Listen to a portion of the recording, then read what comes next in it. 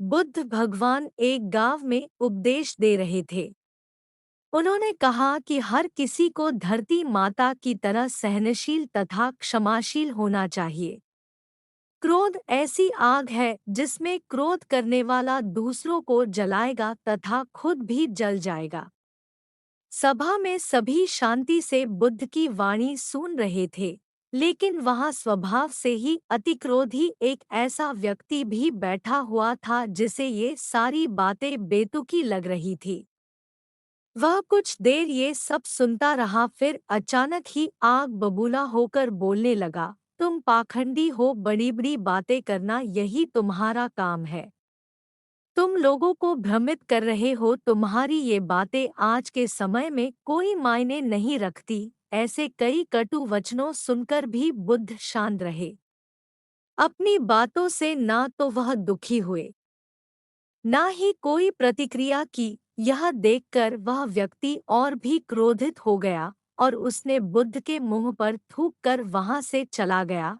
अगले दिन जब उस व्यक्ति का क्रोध शांत हुआ तो उसे अपने बुरे व्यवहार के कारण पछतावे की आग में जलने लगा और वह उन्हें ढूंढते हुए उसी स्थान पर पहुंचा। पर बुद्ध कहाँ मिलते, वह तो अपने शिष्यों के साथ पास वाले एक अन्य गांव निकल चुके थे।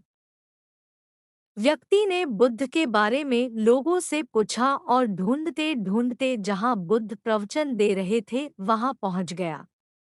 उन्हें देखते ही वह उनके चरणों में गिर पड़ा और बोला, मुझे क्षमा कीजिए प्रभु। बुद्ध ने पूछा, कौन हो भाई? तुम्हें क्या हुआ है? क्यों क्षमा मांग रहे हो? उसने कहा, क्या आप भूल गए? मैं वही हूँ जिसने कल आपके साथ बहुत बुरा व्यवहार किया था। मैं शर्मिंदा हूँ। मैं मेरे दुष्ट आचरण की क्षमायाचना करने आया हूँ। भगवान बुद्ध ने प्रेमपूर्वक कहा, बीता हुआ कल तो मैं वही छोड़कर आ गया और तुम अभी भी वही अटके हुए हो। तुम्हें अपनी गलती का आभास हो गया, तुमने पश्चाताप कर लिया। तुम निर्मल हो चुके हो, अब तुम आज में प्रवेश करो। बुरी बातें तथा बुरी घटनाएं याद करते रहने से वर्तमान और भविष्य दोनों बिगड़ते जाते हैं। बीते हुए कल के कारण आज को मत बिगाड़ो। उस व्यक्ति का सारा बोझ उतर गया। उसने भगवान बुद्ध के चरणों में पड़कर क्रोध त्याग कर तथा क्षमाशीलता का संकल्प लिया। बुद्ध ने उसके मस्तिष्क पर आशीष का हाथ रखा।